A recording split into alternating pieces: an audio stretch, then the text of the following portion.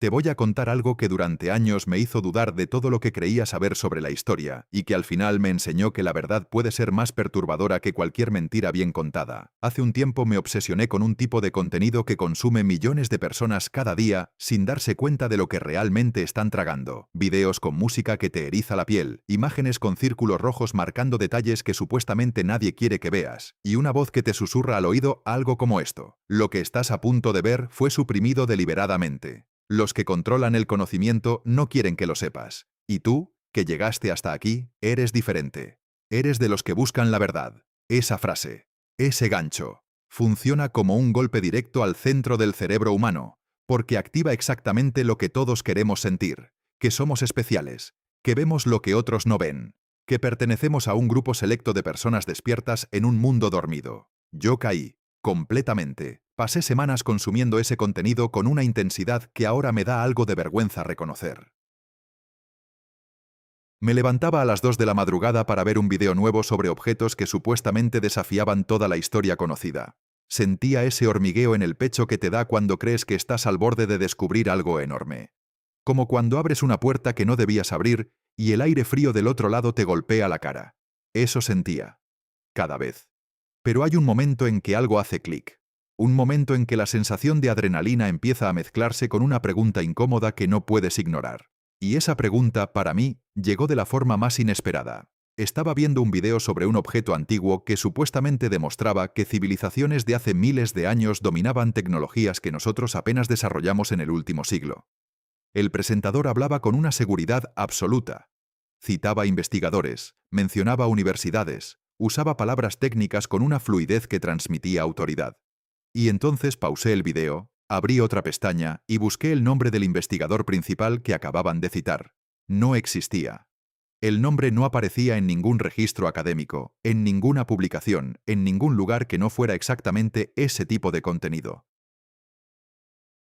Y ahí fue cuando empecé a entender que había estado consumiendo algo muy cuidadosamente diseñado para verse como información, pero que en realidad era otra cosa completamente distinta. Hoy quiero mostrarte exactamente qué es esa otra cosa, usando los objetos más famosos de esta industria, uno por uno, sin filtros. Porque lo que encontré al otro lado de esa puerta es mucho más interesante que cualquier conspiración que te hayan vendido hasta ahora. Si esta historia te engancha tanto como a mí, suscríbete y dale like. De verdad ayuda muchísimo a que más gente pueda escuchar esto. Antes de entrar a los objetos en sí, necesito que entiendas cómo funciona la maquinaria que los rodea, porque sin ese contexto, todo lo demás pierde la mitad de su impacto. Esta industria, y uso esa palabra con toda la intención, no surgió de investigadores apasionados que un día encontraron algo extraño y no pudieron callarlo. Tiene arquitectos concretos. Tiene estructuras comerciales sólidas. Tiene una fórmula que lleva décadas perfeccionándose y que genera cantidades de dinero que harían sonrojar a más de uno. La fórmula funciona así.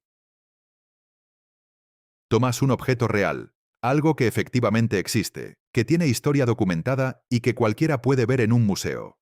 Luego lo despegas de su contexto original con mucho cuidado, como quien despega una etiqueta sin romperla. Y en el espacio que queda entre el objeto y su historia verdadera, introduces la palabra prohibido. Esa palabra lo cambia todo. Un objeto ordinario con una explicación clara se convierte en evidencia suprimida. Un error de interpretación se convierte en verdad incómoda. Una coincidencia visual se convierte en prueba irrefutable. Y la persona que consume ese contenido no siente que le están vendiendo algo, siente que le están regalando acceso a una realidad que el resto del mundo no tiene. Lo que nadie te dice es que hay nombres y apellidos detrás de todo esto. Hay autores que construyeron carreras enteras sobre este modelo, que escribieron libros con miles de páginas de supuestas evidencias, que llenaron auditorios y que acumularon seguidores con una lealtad que poca cosa genera en otros ámbitos. Investigué a varios de ellos con la misma obsesión con la que antes consumía su contenido, y lo que encontré fue sistemático. Ninguno de ellos tenía formación en las disciplinas sobre las que escribía con tanta autoridad. Ninguno sometía sus conclusiones al proceso normal de revisión científica, y todos, sin excepción, tenían algo muy rentable que vender justo al lado de sus revelaciones. Lo más perturbador no es que existan. Lo más perturbador es lo que su éxito dice sobre nosotros, sobre por qué necesitamos creer que alguien nos oculta algo.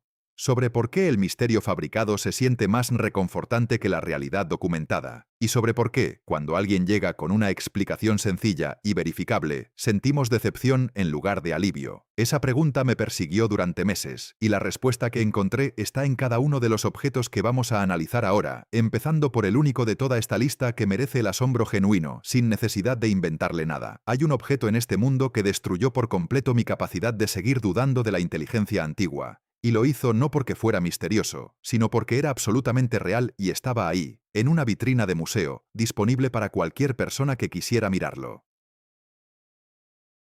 Cuando lo vi por primera vez en fotografías detalladas, sentí exactamente lo mismo que sientes cuando alguien te cuenta algo tan increíble que tu cerebro tarda varios segundos en procesar si lo que escuchaste tiene sentido. Ese objeto fue sacado del fondo del mar dentro de un naufragio antiguo, completamente cubierto de sedimento marino, irreconocible, como un trozo de roca verdosa sin forma definida.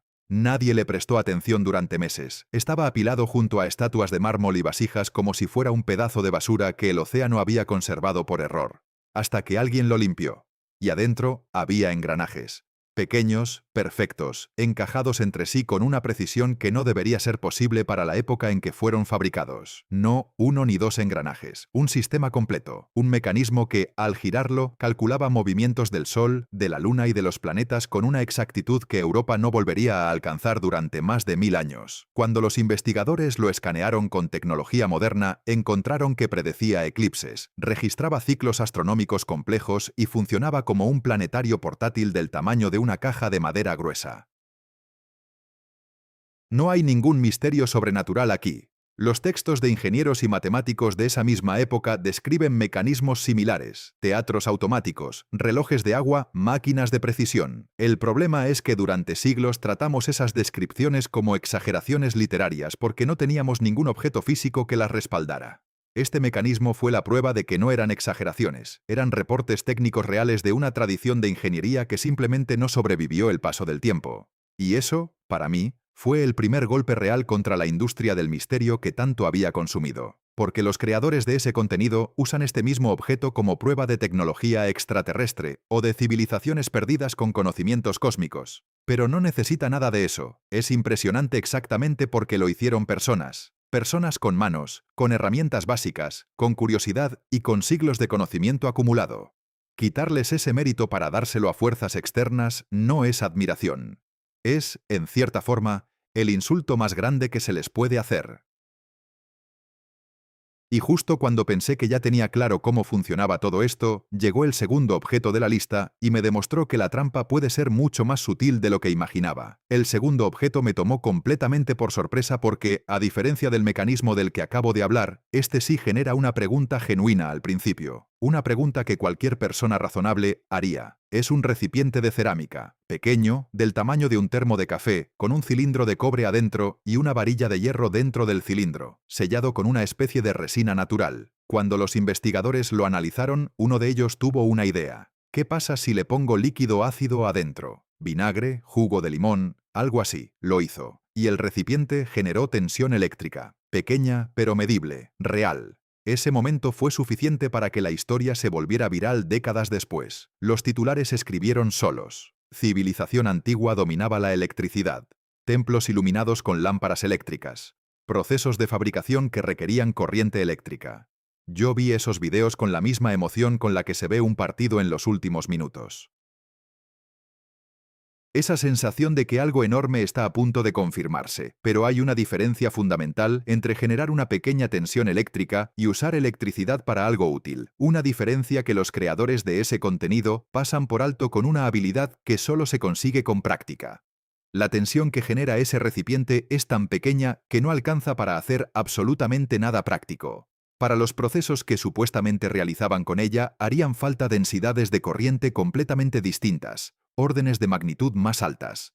Pero lo más revelador no es la física, es lo que no existe alrededor de ese objeto. En toda la región donde fue encontrado, con toda la cantidad de objetos que se han excavado y estudiado durante generaciones, no hay un solo artículo que muestre señales de haber sido fabricado usando electricidad. Todos los objetos dorados de esa época tienen el recubrimiento aplicado con métodos que no requieren ni una sola chispa de corriente eléctrica. No hay cables, no hay componentes de ningún circuito, no hay nada que conecte ese recipiente con una aplicación real. Lo que sí existe, y esto es lo que casi nadie menciona, son contenedores similares usados para guardar documentos enrollados. El cilindro interno protegía el material del rollo. La varilla era el eje. La resina sellaba la humedad afuera. Es un archivador. Antiguo, elegante, efectivo. No es una batarella. Pero claro, un archivador antiguo no llena auditorios ni vende libros de 500 páginas. Y eso me llevó a la pregunta que cambió todo en mi forma de ver esta industria. ¿Qué pasa cuando la misma fórmula se aplica a algo que parece mucho más difícil de refutar? Un mapa que supuestamente muestra un continente que nadie debería haber podido cartografiar. Un mapa antiguo convenció a millones de personas de que alguien cartografió un continente cubierto de hielo siglos antes de que cualquier explorador lo descubriera, y el nombre de un físico genial terminó pegado a esa historia de una forma que ninguno de los dos merecía. Eso fue lo primero que encontré cuando empecé a tirar del hilo del archivador de cerámica que te conté antes, porque la industria del misterio no trabaja con objetos aislados, trabaja con cadenas. Un objeto lleva al siguiente, una teoría alimenta a la otra, y en algún punto de esa cadena alguien coló un nombre científico respetable para darle peso a todo lo demás. El mapa en cuestión fue descubierto en una biblioteca antigua, doblado entre otros documentos, sin ningún tratamiento especial, como si quien lo guardó no tuviera idea de lo que supuestamente contenía. Es un mapa de navegación del siglo XVI, trazado por un cartógrafo y almirante que era conocido por su habilidad para compilar información de fuentes distintas. El mapa muestra las costas occidentales de Europa y África, el Océano Atlántico y la costa oriental de Sudamérica con una precisión notable para su época. Hasta ahí, todo normal. El problema, o más bien la oportunidad para la industria del misterio, está en la parte inferior del mapa. Hay una franja de tierra que se extiende hacia el sur y dobla hacia el este de una manera extraña, como si alguien hubiera dibujado una costa que no debería estar ahí. Un profesor universitario de geografía, décadas después de que el mapa fuera descubierto, miró esa franja y anunció que era la costa de la Antártida dibujada sin su capa de hielo. Y como en ese momento estaba trabajando en otra teoría sobre movimientos de la corteza terrestre, le pidió opinión a uno de los científicos más famosos del siglo XX. Ese científico respondió con una carta breve diciendo que la teoría sobre los movimientos de la corteza le parecía interesante y que merecía ser estudiada. Eso fue todo, una carta de cortesía académica sobre un tema completamente distinto. Pero cuando ese profesor publicó su libro sobre el mapa, el nombre del científico apareció en la portada como respaldo. Y desde ese día, millones de personas asumieron que uno de los cerebros más brillantes de la historia había validado la idea de que el mapa mostraba una Antártida prehistórica. Yo mismo lo asumí. Lo leí en 3 fuentes distintas antes de verificarlo. Cuando finalmente encontré la carta original y entendí de qué hablaba realmente, sentí esa mezcla específica de vergüenza e indignación, que solo aparece cuando te das cuenta de que te engañaron usando tu propia confianza como herramienta. Y entonces, llegaron los cartógrafos modernos con sus análisis. Superpusieron el mapa sobre datos reales de la geografía antártica, incluidas las reconstrucciones del continente sin hielo basadas en décadas de mediciones con tecnología de penetración profunda. Las costas no coincidían, en absoluto. Lo que sí coincidía perfectamente era algo mucho más simple. La franja misteriosa del sur era la costa de Brasil y Argentina, doblada hacia un lado porque al cartógrafo se le acabó el pergamino. Los cartógrafos de esa época no tenían manera de proyectar correctamente una superficie esférica sobre un plano. Cuando llegaban al borde del material disponible, doblaban la costa en la dirección donde quedaba espacio. Tiene incluso un nombre técnico ese fenómeno. Es una limitación de formato documentada en decenas de mapas de la misma época. No es un continente desconocido, es Brasil con el cuello torcido porque el pergamino no alcanzó. Y lo más curioso es que esta explicación lleva décadas disponible en publicaciones académicas abiertas. No está escondida, no fue suprimida, simplemente no genera la misma descarga de adrenalina que la versión del continente prehistórico. Y esa diferencia, esa brecha entre lo que es verificable y lo que produce emoción, es exactamente donde vive la siguiente pieza de esta historia. Hay una fotografía que probablemente ya viste aunque no recuerdes exactamente dónde. Un relieve tallado en piedra, en un templo antiguo, donde con una claridad que parece imposible negar se distinguen formas que recuerdan a máquinas modernas, no formas vagas ni ambiguas, formas que cualquier persona contemporánea reconoce de inmediato, porque se parecen a objetos que existen hoy. Cuando vi esa fotografía por primera vez, me quedé en silencio un momento completo. Ese silencio denso que se produce cuando algo contradice tan fuertemente lo que sabes que el cerebro necesita unos segundos para decidir qué hacer con la información. La imagen circula en Internet desde hace muchos años y acumula millones de visualizaciones cada vez que alguien la vuelve a publicar. Los comentarios siempre dicen lo mismo. Esto no puede ser coincidencia. Esto lo vio todo el mundo y nadie lo explica. La ciencia oficial lo ignora porque no puede responderlo. Esas tres frases. Esas tres frases exactas aparecen en prácticamente cada publicación que comparte esa imagen, como si hubiera un guión, y hay algo que te quiero contar sobre esas tres frases porque las tres son falsas de una manera que se puede demostrar en menos de 2 minutos. Lo primero que hice cuando me obsesioné con esa imagen fue buscar los estudios de los especialistas en ese tipo de templos y escritura antigua. No tardé mucho en encontrarlos porque no están escondidos en ningún archivo secreto. Están en publicaciones académicas normales, accesibles, con fotos de alta resolución y explicaciones detalladas. Y la explicación es tan simple que al principio me negué a aceptarla porque me parecía demasiado ordinaria para un misterio tan visual. Lo que aparece en esa piedra es el resultado de dos inscripciones distintas talladas en la misma superficie en épocas diferentes. La primera fue encargada por un gobernante que quería dejar sus títulos y su nombre registrados para siempre. Décadas después, otro gobernante ordenó cubrir esa inscripción y tallar la suya encima. Con el paso del tiempo, la capa que cubría la primera inscripción se fue deteriorando en algunas zonas, y los dos textos quedaron superpuestos parcialmente, mezclando sus líneas y sus curvas en combinaciones que los ojos modernos interpretan como formas familiares. Es el mismo fenómeno por el que ves un animal en una nube o una cara en la corteza de un árbol.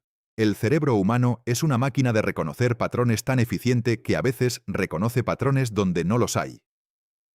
Y cuando ese reconocimiento de patrones viene acompañado de una historia emocionalmente atractiva, la combinación se vuelve prácticamente irresistible. Los especialistas que trabajan en ese sitio llevan generaciones documentando exactamente este tipo de superposiciones en decenas de templos distintos. En algunos de esos relieves, si aplicas el mismo método de interpretación que se usa con la imagen viral, puedes ver vehículos modernos, instrumentos tecnológicos y toda clase de objetos contemporáneos. Pero nadie hace videos sobre esos otros relieves porque no tienen el mismo ángulo fotográfico, no tienen la misma iluminación calculada y, sobre todo, no tienen el trabajo previo de alguien que ya te dijo lo que tenías que ver antes de mostrarte la imagen. Eso es lo que más me impactó cuando entendí cómo funciona este truco. No te muestran la imagen y te preguntan qué ves. Te dicen primero lo que vas a ver, te explican por qué es imposible que sea otra cosa, y luego te muestran la imagen. Para ese momento, tu cerebro ya tomó la decisión, y lo que viene después en esta lista es todavía más revelador, porque el siguiente objeto no necesita ningún truco fotográfico para impresionar. Hay una columna de metal que lleva más de 15 siglos parada a la intemperie sin oxidarse casi nada, y cuando la ciencia finalmente explicó por qué, la respuesta fue tan elegante que me quedé pensando en ella durante días. Este objeto es diferente a todo lo que hemos visto hasta ahora en esta historia. No es una interpretación forzada como el relieve del templo, no es una función inventada como la del recipiente de cerámica, no es una costa doblada como la del mapa. Es un objeto real, físico, con una propiedad verificable que cualquier persona puede comprobar con sus propios ojos simplemente acercándose a mirarlo. Está en medio de un patio, rodeado de otros monumentos históricos, expuesto al sol, a la lluvia, al calor húmedo y al polvo de una ciudad que no para nunca. Y sin embargo, su superficie tiene el color oscuro y parejo del metal bien conservado, sin las manchas anaranjadas y el deterioro que verías en cualquier objeto de hierro abandonado en condiciones similares durante apenas unos años. Cuando lo vi en fotografías detalladas por primera vez, entendí de inmediato por qué la industria del misterio lo ama tanto. Porque aquí no hay que forzar ninguna interpretación. La pregunta se hace sola. Y esa pregunta tiene una respuesta, pero la respuesta requiere que entiendas algo que los creadores de contenido misterioso nunca te explican porque arruinaría completamente el efecto. Los metalúrgicos que estudiaron esa columna durante décadas encontraron algo fascinante en su composición. El hierro tiene un contenido de pureza extraordinariamente alto para cualquier objeto fabricado sin tecnología industrial moderna. Pero más importante que la pureza es otro elemento presente en proporciones específicas: el fósforo. En cantidades que hoy consideraríamos un defecto de fabricación, ese fósforo reacciona con el oxígeno y la humedad del aire, y forma en la superficie del metal una capa protectora extremadamente densa y estable, una capa que no se disuelve, no se desprende y no permite que el oxígeno llegue al hierro que está debajo. Con cada año que pasa, esa capa se vuelve un poco más gruesa y un poco más resistente, hasta que el proceso de deterioro se detiene casi por completo. Lo extraordinario no es que alguien conociera esta propiedad química y la aplicara conscientemente. Lo extraordinario es lo contrario. Los artesanos que fabricaron esa columna no sabían nada de fósforo, ni de capas protectoras, ni de reacciones químicas. Sabían de hierro, sabían qué tipos de mineral y qué métodos de fundición producían un metal que duraba más. Ese conocimiento se fue acumulando durante generaciones, pasando de maestros a aprendices, refinándose con cada error y cada éxito, hasta que llegaron a una fórmula que funcionaba de una manera que ellos no podían explicar en términos químicos, pero que podían reproducir con consistencia. Eso es artesanía llevada a su forma más alta. No es magia, no es tecnología perdida de una civilización superior.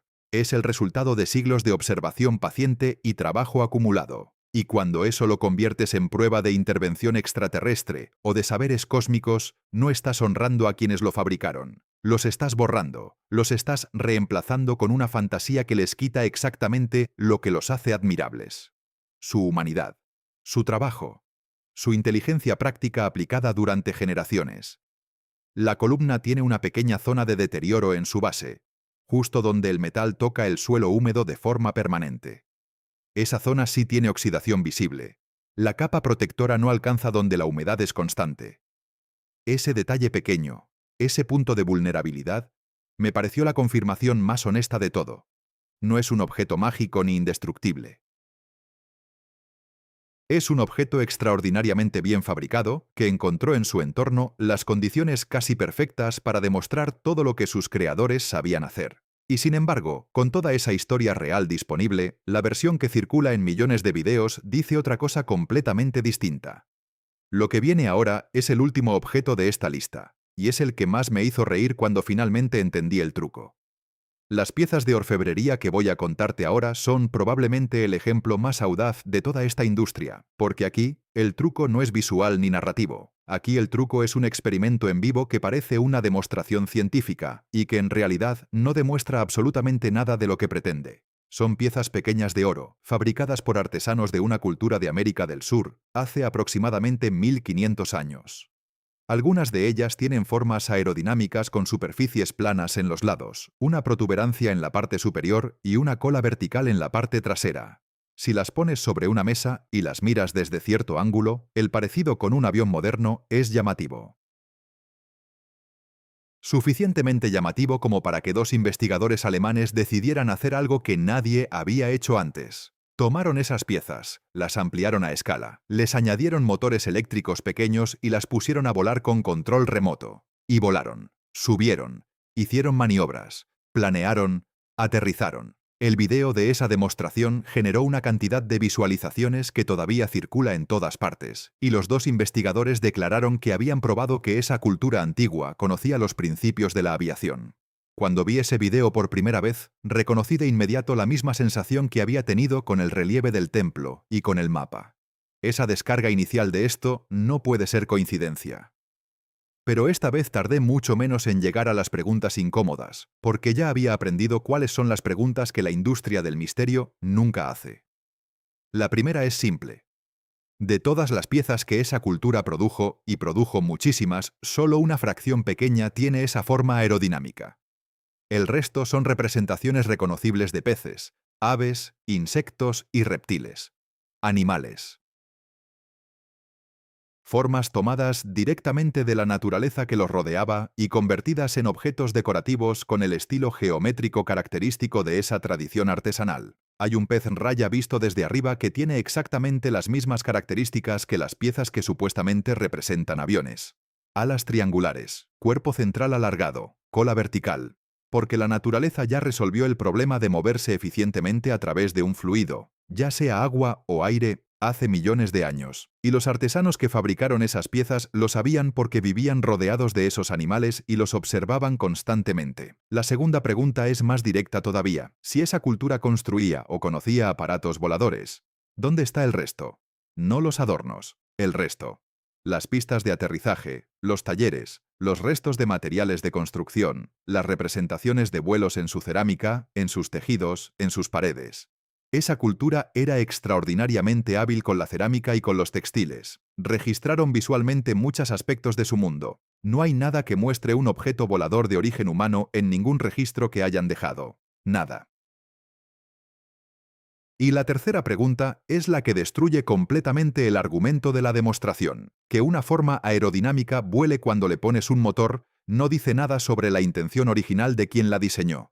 Una hoja de árbol bien orientada genera sustentación. Un sombrero con la forma correcta podría volar con suficiente velocidad. La aerodinámica es física, no historia. Lo que esos dos investigadores demostraron es que entendían suficiente de aerodinámica como para hacer volar una forma geométrica. No demostraron nada sobre lo que pensaban los artesanos que fabricaron el original. Y cuando entiendes eso, cuando ves con claridad cómo funciona este último truco, algo cambia en la forma en que miras toda la historia que te conté hasta ahora. Toda esta industria se sostiene sobre una mentira tan simple que cuando finalmente la ves con claridad te preguntas cómo no la viste desde el principio. Y esa mentira no está en los objetos. Está en una sola palabra que aparece en cada título, en cada miniatura, en cada gancho de cada video que consume este tipo de contenido. La palabra prohibido. Esa palabra lo cambia todo.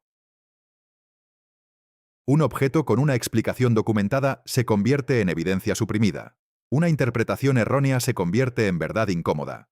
Un error de formato cartográfico se convierte en prueba de civilizaciones perdidas. Y lo más efectivo de ese truco es que no necesita mentir sobre los objetos en sí, solo necesita mentir sobre su estatus, solo necesita hacerte creer que alguien no quiere que los veas. Así que después de todo lo que te conté, después del mecanismo de engranajes sacado del fondo del mar, del recipiente de cerámica que no era una batería, del mapa con Brasil doblado hacia un lado, del relieve con dos inscripciones superpuestas, de la columna que no se oxida por química pura y de las piezas de oro que representaban peces y no aviones, me senté a hacer algo que nadie en esta industria hace. Un balance honesto. Y el balance es este. De todos esos objetos, uno es genuinamente extraordinario sin necesitar ningún adorno. El mecanismo de engranajes es una obra maestra de ingeniería que cambia completamente lo que sabemos sobre la capacidad técnica de su época. Está en un museo, lo puedes ver, lo han estudiado cientos de investigadores. No hay ningún misterio en torno a su autenticidad, solo asombro legítimo frente a lo que representa. Otro objeto, la columna de metal, tiene una propiedad real y verificable que la ciencia explica completamente. Es un logro artesanal impresionante que merece admiración genuina sin necesitar ninguna capa de fantasía encima. Los demás son malentendidos. Algunos son malentendidos simples que se resuelven con contexto básico. Otros son malentendidos que llevan décadas siendo amplificados deliberadamente por personas que saben exactamente lo que están haciendo. Y ninguno, absolutamente ninguno, está prohibido, ni escondido, ni suprimido. El recipiente de cerámica está en un museo nacional. El mapa está en una biblioteca histórica que cualquier investigador acreditado puede visitar. Los relieves del templo los fotografían turistas todos los días. Las piezas de oro están en un museo dedicado específicamente a preservarlas y mostrarlas al público. La palabra prohibido no describe la situación de esos objetos, describe la estrategia de quienes los usan para vender libros, llenar auditorios y acumular suscriptores.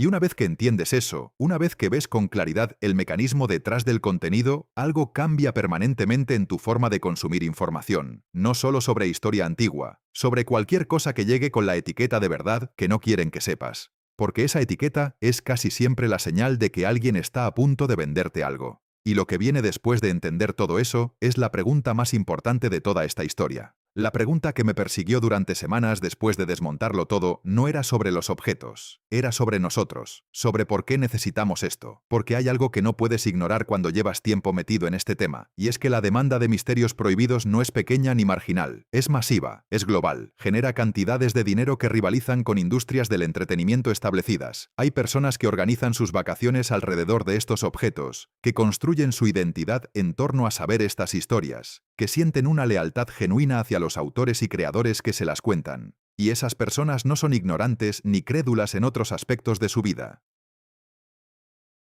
Son médicos, ingenieros, maestros, personas con formación y criterio que en este punto específico suspenden ese criterio y aceptan sin verificar. Eso me intrigó más que cualquier objeto de la lista. Y la respuesta que encontré tiene dos capas. La primera es psicológica. Los seres humanos estamos diseñados para buscar patrones y para construir narrativas. El caos nos incomoda profundamente. Una historia con un villano claro, en este caso, la ciencia oficial que suprime la verdad, y un héroe claro, el investigador valiente que la revela, nos da una estructura que el cerebro agradece de forma casi física.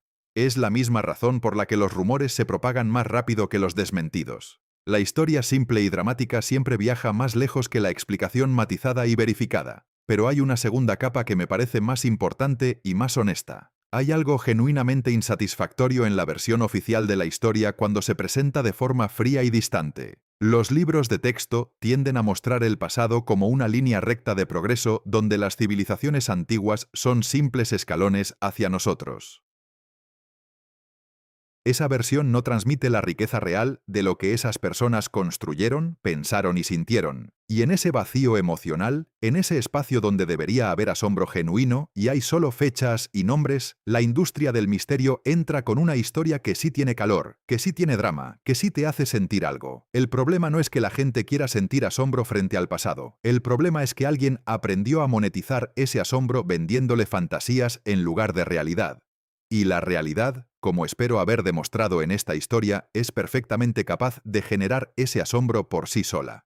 Un grupo de personas fabricó hace 2000 años un mecanismo de engranajes que predecía eclipses con una precisión que no se volvió a alcanzar durante más de 1000 años. Sin computadoras, sin tecnología industrial, sin nada más que inteligencia, observación y trabajo acumulado durante generaciones. Eso no necesita extraterrestres. No necesita civilizaciones perdidas. No necesita conspiraciones. Necesita que te detengas un momento y lo mires de frente sin adornos. Porque cuando lo haces, cuando aceptas que eso lo hicieron personas exactamente tan humanas como tú, la sensación que te produce es mucho más poderosa que cualquier misterio inventado. Es la sensación de reconocerte en alguien que vivió hace 2000 años. La sensación de que la inteligencia humana no es un logro reciente ni un regalo de ninguna fuerza exterior. Es lo que somos desde hace muchísimo tiempo. Y eso, en mi opinión, es la historia más grande que el pasado tiene para contarnos. Ahora, te hago la pregunta que no puedo dejar de hacerme desde que empecé a investigar todo esto. Si la realidad documentada de estos objetos es tan impresionante como te acabo de mostrar, ¿por qué crees que tanta gente prefiere la versión del misterio y la conspiración? Escríbelo en los comentarios porque me interesa genuinamente lo que piensas. Y si esta historia te hizo ver algo distinto, dale like y suscríbete al canal, porque hay muchas más historias como esta esperando ser contadas.